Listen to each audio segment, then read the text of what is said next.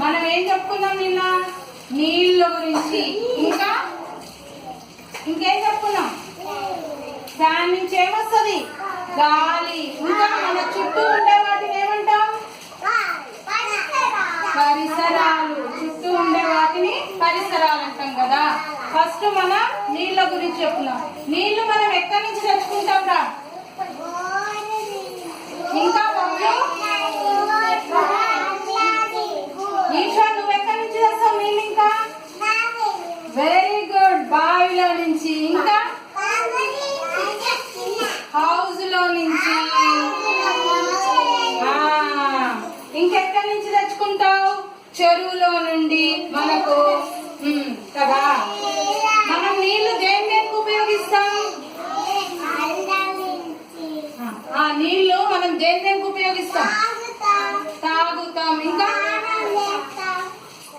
చెప్పండి వైఫ్, నోరు స్నానం చేస్తాం. ఇంకేం చేస్తాం నీళ్ళతోటి? వెరీ గుడ్, అంట్లు కడుగుతాం. ఇంకా బట్టలు పిండుతాం. ఇంకా వంట చేస్తాం. ఇంకా మొక్కలకు నీళ్లు పోస్తాం.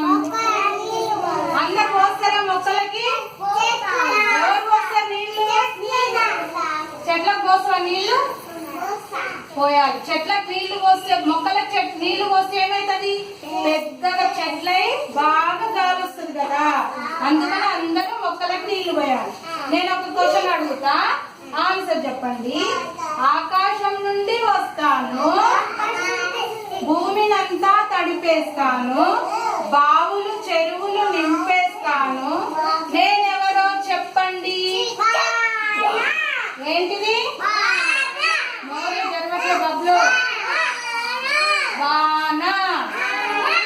ఇంకోటి, అన్నం వండాలంటే నేను కావాలి, దప్పిక తీరాలంటే నేను కావాలి, చేతులు కడగాలంటే నేను కావాలి, నేనెవరో చెప్పండి.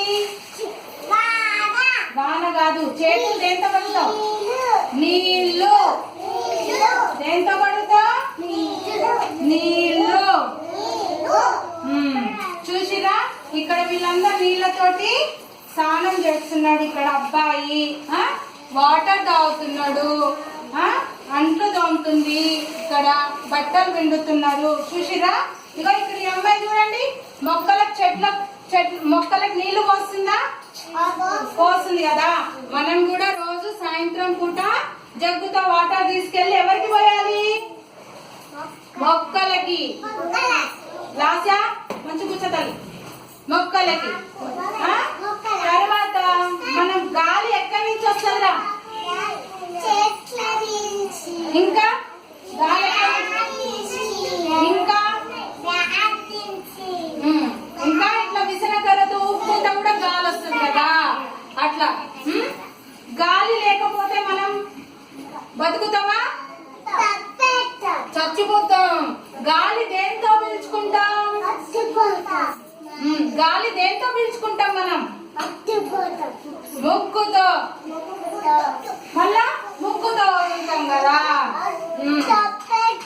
చంపేస్తాం. అట్లా గాలి మంచిగా చెట్లు పెంచితేనే కదా మనకి గాలి బాగా వచ్చేది.